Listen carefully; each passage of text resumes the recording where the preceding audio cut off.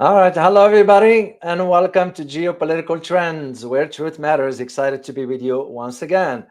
Today, I will be talking to you, providing you my own analysis about what took place yesterday when Iran went ahead and launched an attack or bombed, or whatever term you want to use, al-Udeid Air Base in Qatar, in Doha. So, very, very important dynamics. And in this live stream, I'm going to be providing you as to the significance of this particular attack by Iran, but also what message is Iran sending and to whom, of course. So before I do this, let me say hi to our wonderful community. As always, Willie Homan, good to see you. Liang, Noel, as always. Amanda, good to see you. Very interesting statement, Amanda. Food for thought. Russia openly pushes pro-Arab unity as a camouflage. Yeah, I am starting to raise questions about Russia really intentions, whether the intent to support Iran or not. So we'll be talking about this tomorrow. So good to see you, Amanda. Taiwan still. Timeline Dunkley, as always. Who else is here? Phil. Mohammed Mazharuddin, good to see you. I haven't seen you for a while. I hope all is well. Ken Joseph, good to see you, and good evening to you as well. Shelly, good to see you. And my apologies, I have a hard time pronouncing this. Sitlikatis, so I hope I pronounce it correctly. And Karakolak and Phil, good to see you also. All right, let's get into this. Before I do this, I want to share something with you. An avid supporter of the channel put this comment so check this out, guys. Of course, I couldn't put all of it together. So what he wrote, and I quote, I have watched a video that you posted 2 months ago and talked about the possibility of this war between Iran and Israel. What is amazing is that everything is happening as you predicted before. So very, very interesting to share with you this comment from one of our avid supporter for the channel. So, well, like I mentioned, I will be talking about Iran bombing al-Udeid Air Base in Qatar. So what does it mean? Why is this important for us to understand? And to those who do not know, al-Udeid is a major air base that's part of the U.S. Air Force, because we have Kuwait for the Army, we have al-Udeid for the Air Force. My unit, First Cav, used to rotate between Kuwait and Egypt, but that's part of the army. Al Udeid is strictly for Air Force. So it has some other assets like the special ops and so forth, but for now, suffice it to say that it was for the Air Force. So now, here is the thing. When Iran bombed Al Udeid Air Base in Qatar, and that was under the operation dubbed Bisharat al-Fatah. So very interesting dynamics as to why Iran picked Al Udeid base instead of, let's say, some other location in Jordan. By the way, we do have a presence in Jordan. It just is not well known. Why not Bahrain? Why not Kuwait? Excuse me. Why not United Arab Emirates? So why not Turkey? So it picked specifically that location. So, well, of course, as I mentioned, the base, which is, there's just an image of, this is a B-1B Lancer. That's a bomber there. This is another of a B-52. That's in Al Udeid base. So the reason why Iran went ahead with this, because the base houses about U.S. military personnel, and mostly from the Air Force. But the key to all this is that the base itself is considered one of the most important U.S. military bases in the region, in the entire West Asia. It houses about 10,000 U.S. troops. So now, the Ministry of Defense in Qatar stated that they have intercepted the Iranian missiles. How accurate that is, I'll let you decide for that. So I'm going to share a clip with you. Let me get to the clip here. Then you decide. So, all right, let's share the clip with you guys. To me, usually when a missile is intercepted, you'll see a big fireball, right? So take a listen here, guys. صور متداولة من العاصمة القطرية الدوحة لاعتراض. It says basically the announcer saying they are circulating images from the on the skies in Qatar صواريخ إيرانية فوق قواعد intercepting Iranians missiles أمريكية في قطر. إذن over the US military base in Qatar.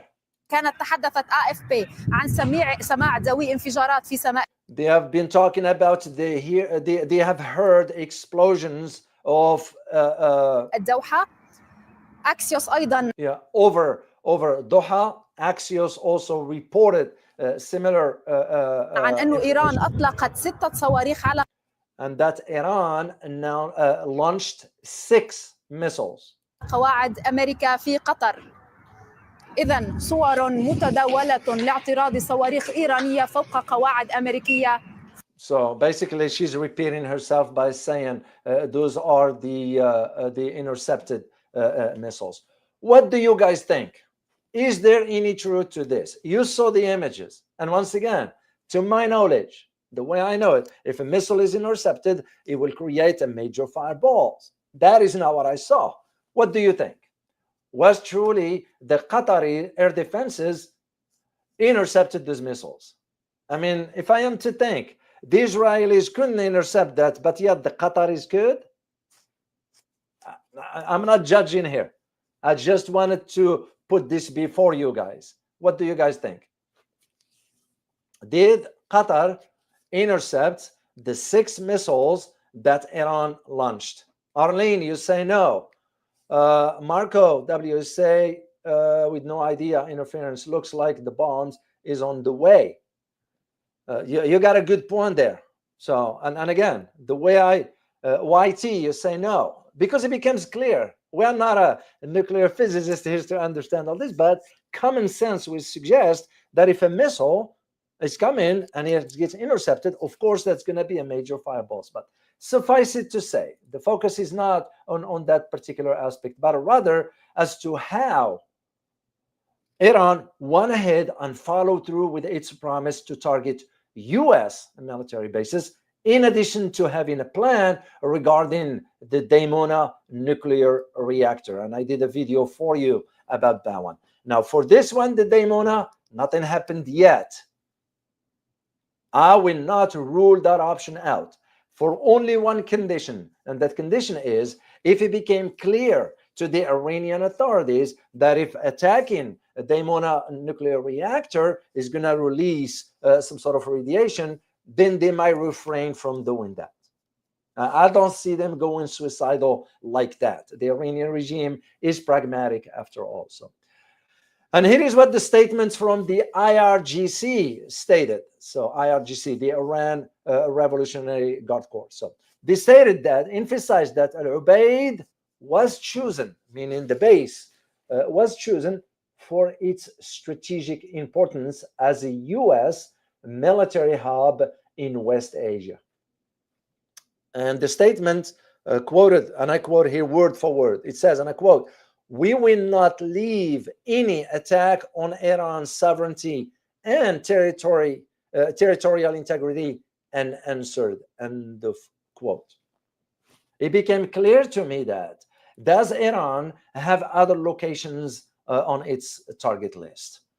Possibly, possibly not. For now, suffice it to say, and the way I interpret this, this is just as symbolic. Nobody died. It was just as symbolic that Iran saying, if we say we will do it, then we're going to follow through. So, and this is the same argument that I've made before. I'm going to share the screen with you here just to show you something that is not reported openly per se. So take a look at this, and I'm going to show you a picture right here. So what you're looking at? You're looking at the rockets trail that are seen in the skies above the Israeli coastal city in Netanya, aimed at a fresh barrage of the Iranian missile attacks. So of course, Israel, as I said, put in a lid on that information. The US, of course, is not going to disclose whatever, because if the Israelis told them not to, they're not going to do it. But once again, if we are to think about al-Udeid Air Base, it's how symbolic this is. The fact that Iran went ahead, first of all, followed through with its promise to target US bases, and second, it appears to its domestic consumption that for Iranian people, the Iranian government is doing what is expected of it to do so. And of course, with this now, it begs us the question of what lies ahead. What should we expect? Excuse me. There is one particular aspect, is that the US on June 5th, and I got some images of satellites right here. Excuse me. It looks like I'm coming under the weather here a little bit.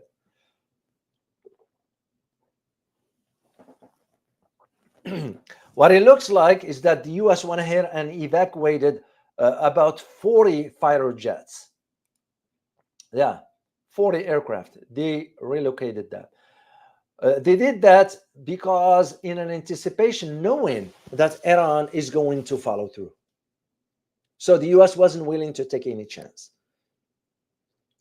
And this is what the US now is finding that surprising to its, it got surprised by the Iranian response. Because the assumption was, when we flew the bombers, and usually the US bombers, that's why they are not in any base around the world.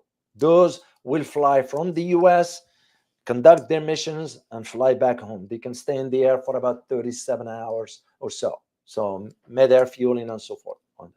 My point is, even though al-Udeid Base, and I am aware of this, that it can handle the landing of the B-2 bombers, but the US will not take a chance, because that's not only an expensive plane, a $2 billion plane, but also the sensitivity of its equipment. So if any country gets its hand on this plane, if it's shut down, it's game over.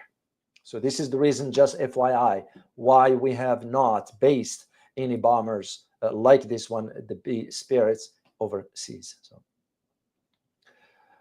So the idea that the US went ahead and removed all those particular aircrafts, 40 of them, and again, in an anticipation that Iran will respond to this one.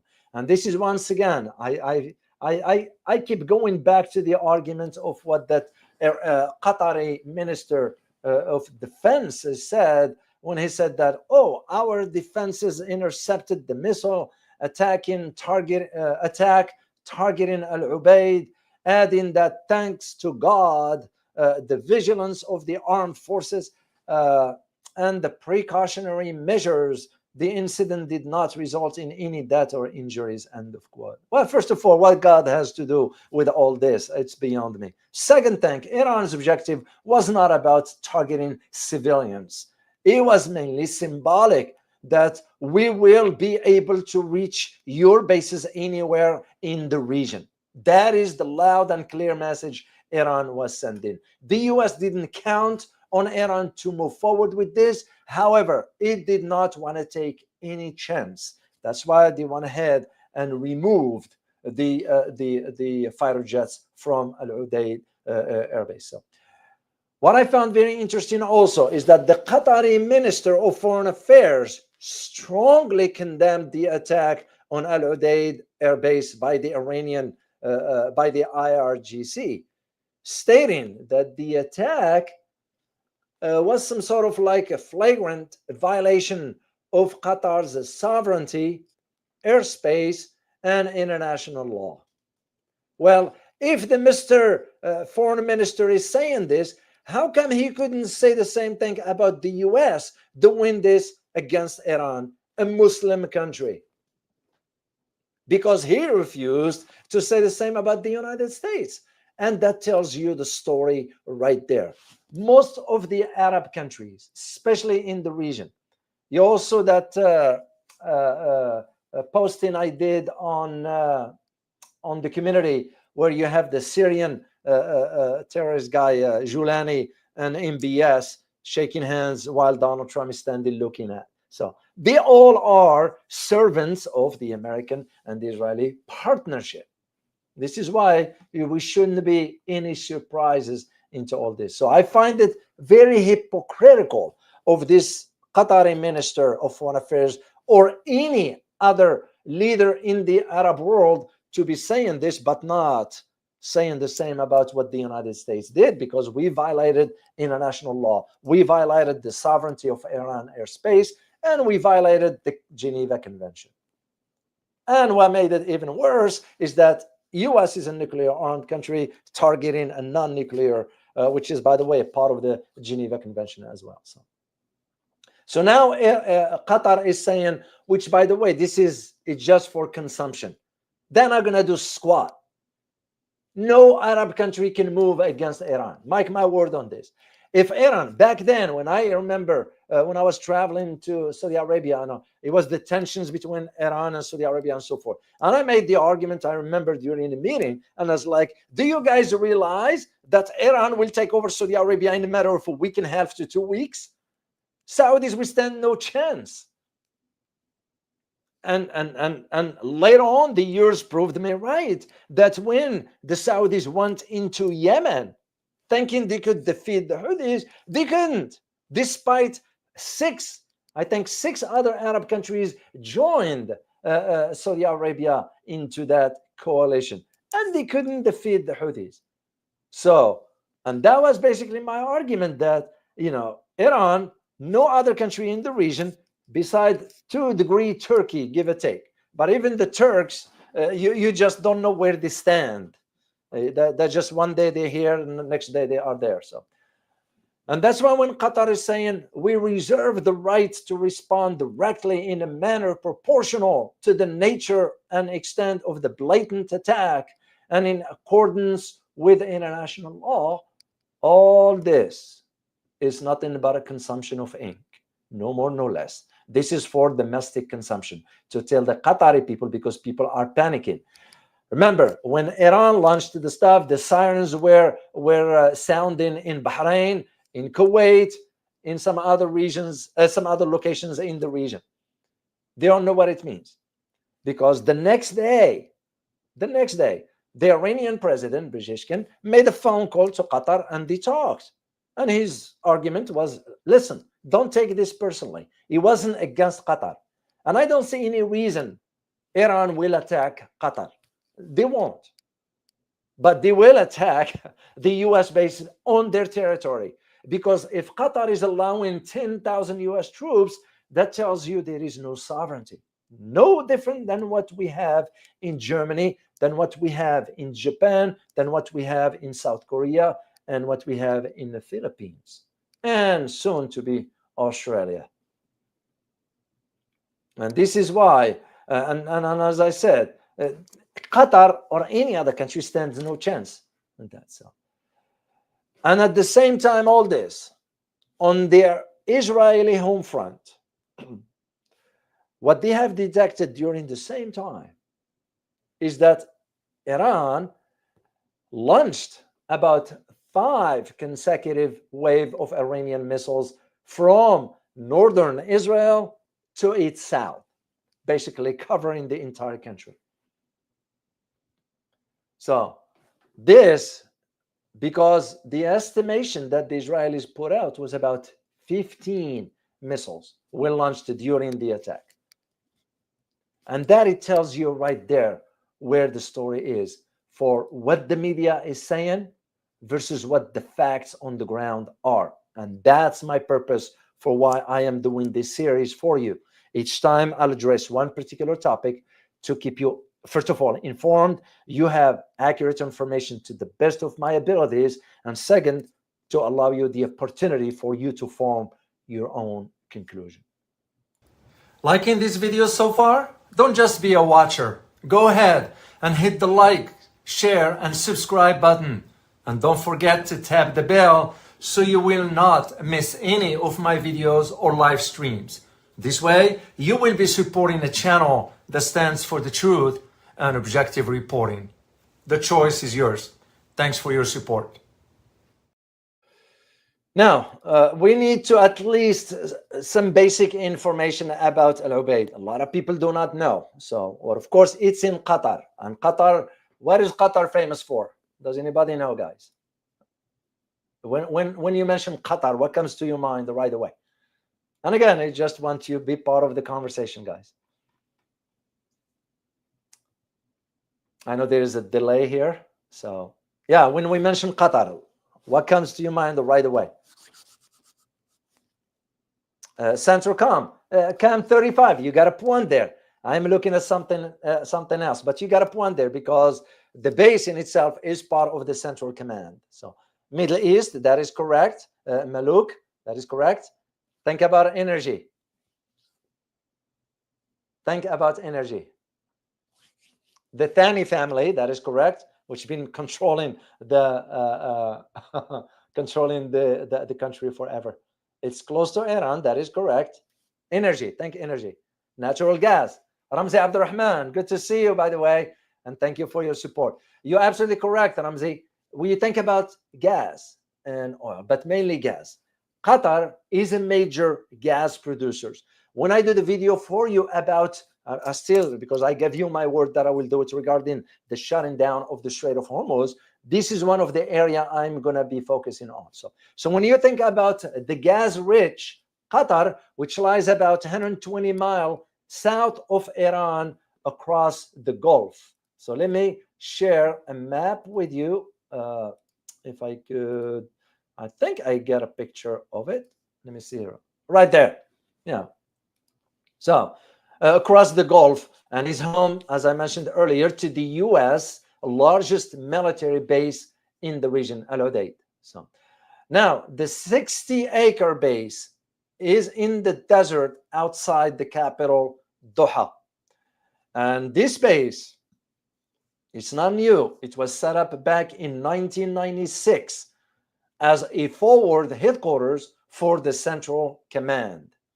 So, and basically Central Command is the one that directs U.S. military operations in huge swaths of territory stretching from Egypt all the way to the west of Kazakhstan in the east. So when you look at the map there, guys, go all the way from Egypt all the way to Kazakhstan, the west side of Kazakhstan. That is why it's important to understand the importance of this base. And this is why you have to think about the message that Iran was sending, a symbolic one. And again, if they wanted to destroy Qatar, they would have hit Doha. They're not going to do that. Iranians are pragmatics, despite what you're hearing.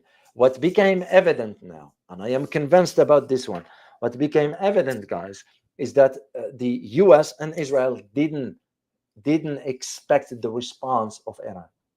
Yes, there have been some destruction inside Iran, but in comparison to what Iran could achieve on the international stage by launching those, far outweigh what's taking place, because buildings can be rebuilt. Of course, there were some death.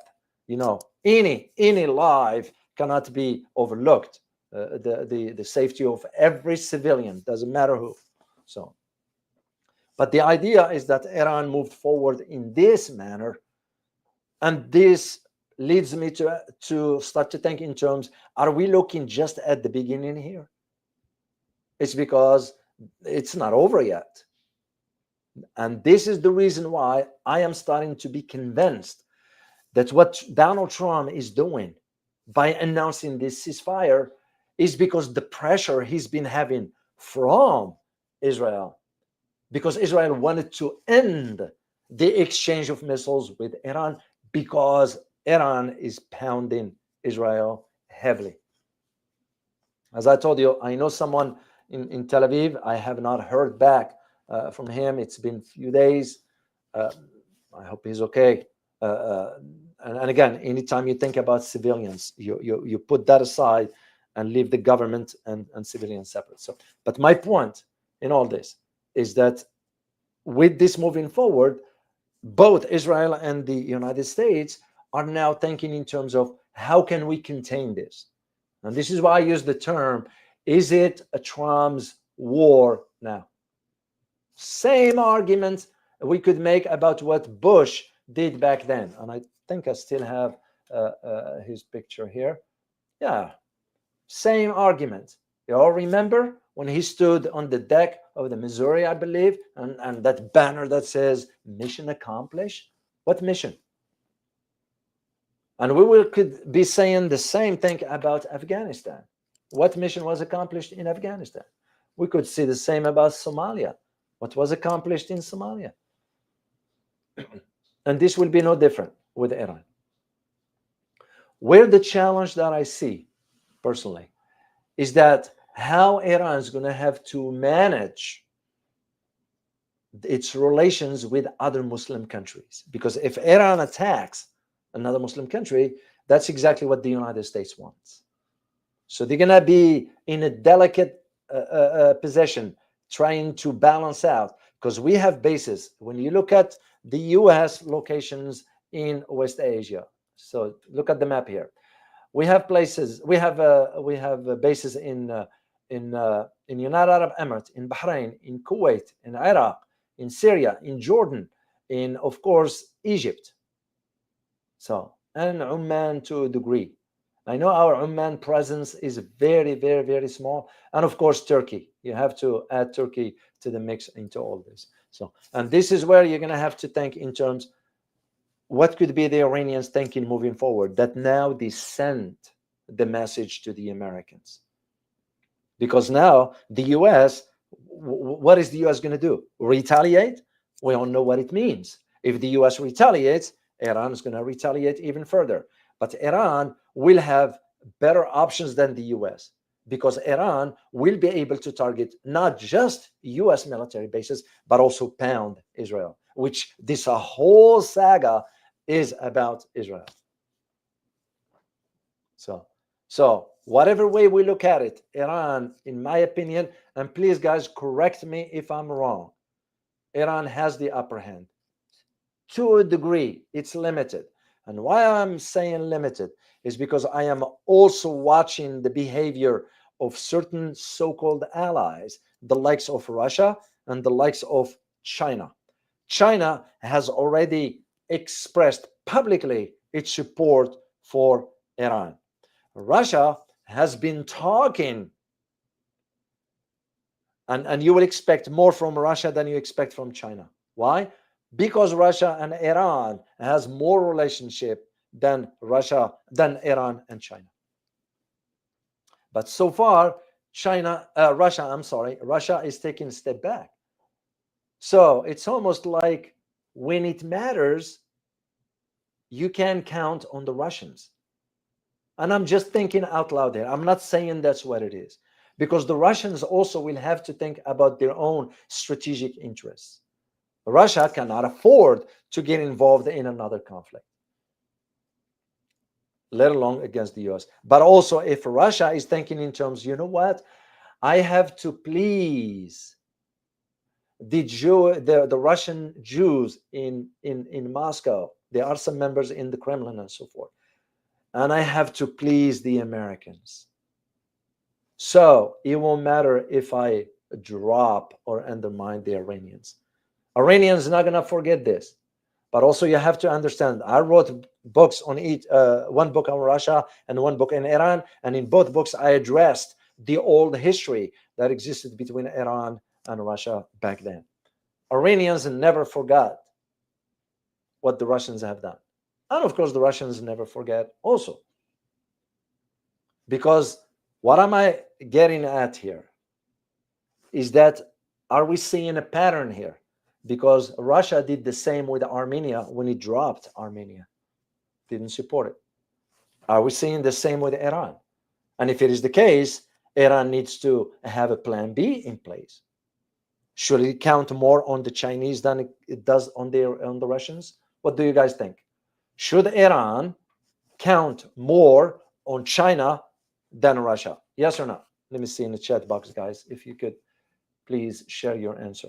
In your opinion, should Iran count more on China instead of Russia?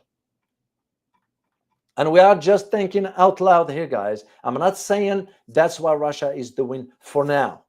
except that I am starting to see the writing on the wall. And as geopolitical analyst, I have to think far ahead.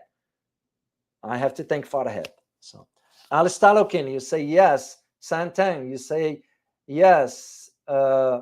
Shelley, you say China. Uncle Sam, you say China is a coward. Why is that? And guys, don't get Uncle Sam is just expressing an opinion. We are here to exchange ideas. We're not gonna lash out and all. It just when you put an idea, you have to have to back it up with substance evidence per se. So I will be interested, Uncle Sam, if you can share with us why, in your opinion, China is a coward. So let me continue. DW, you put China will never abandon Iran. They will provide non-military aid. A good point. But at the same time, what does Iran need at this moment? So, okay, I saw this comment here. Iran does not need support. Okay, I wish you can elaborate more just to understand where you're coming from regarding that statement, because it's to me as an observer, it became clear to me that Iran will need more support. So, Vazuo, you said count on both. Okay. As you say, no, you can't count on the Russians. Taiwan still, you said the PRC, the People's Republic of China. Myra Page, you say yes, meaning you count on China. So, Alice Talokin, China via Pakistan. Arlen Chamber, you say no. No, not Miko. You say Iran should not sell China and oil until they help. I don't think so they can do that. The reason being because they enter into a contract. You can't just change the horses in the middle of the race. When you sign a contract, Iran has another contract with China of about 25 years. Qatar has a contract with China for about 20 years or 25 years. Don't quote me on this regarding the delivery of gas. They can't change the horses in the middle of the race. But suffice it to say, it's worth elaborating and thinking about the possibility. What if? The one I'm seeing right now is that I am seeing the Russians are dragging their feet. For what reason? I don't know yet. Could it be that the Americans reach out to the Russians behind closed doors? And they have always been a sort of channels behind closed doors between the US and Russia. No matter what you hear, there was always channels. That's a fact. So could it be that the Americans ask the Russians not to provide lethal weapon to Iran? So because they know that Iran, if it gets its hands on those, it's going to launch on against the Israelis. And the problem now, the more of this, the more the Israelis will be attacked.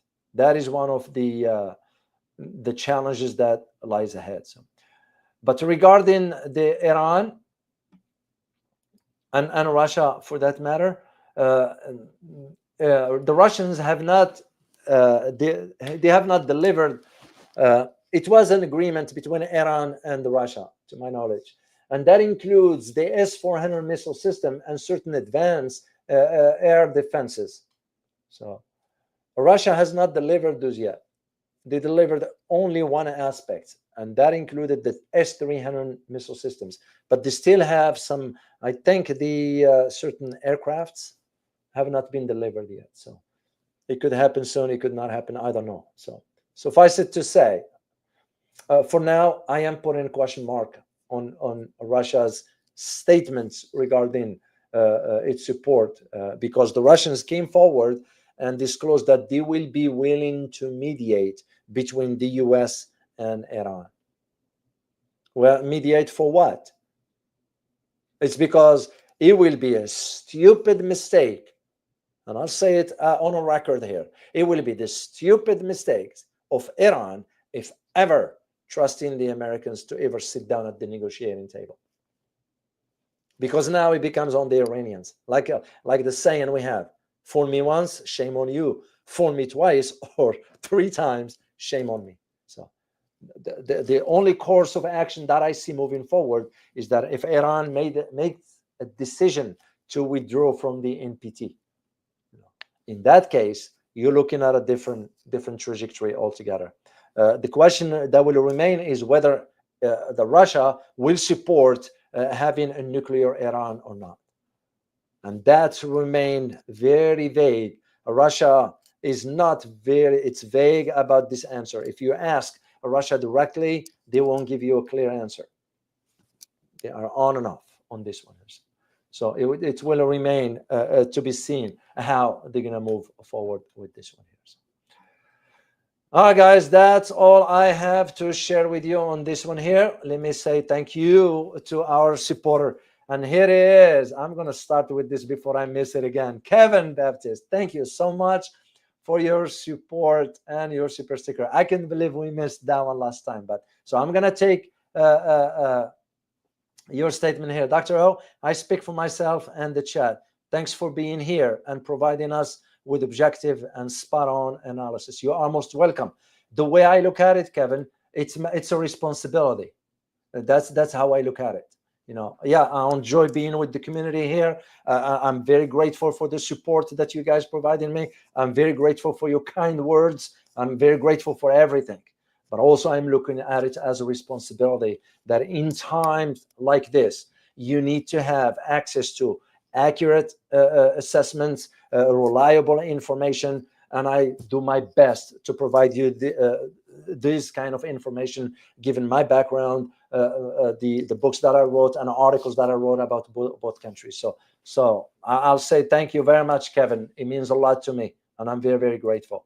Noel, another avid supporter of the channel. I can't thank you enough. You buy me more coffees and you support the channel through super stickers here in the chat. So I'm very, very grateful. And I want you all to know, I don't take this for granted.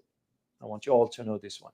So the DTGO, thank you so much for your super sticker and happy to have you here. So, and the man right, Chia, thank you so much for your super sticker. You wrote, I think North Korea will now send weapons to Iran. You know what? I will not be surprised, because if the Russians either drag their feet or yet, here is the other side of the argument, that the Russians will talk to the North Koreans to send the weapons. It won't come from the Russians. It will come from the North Koreans.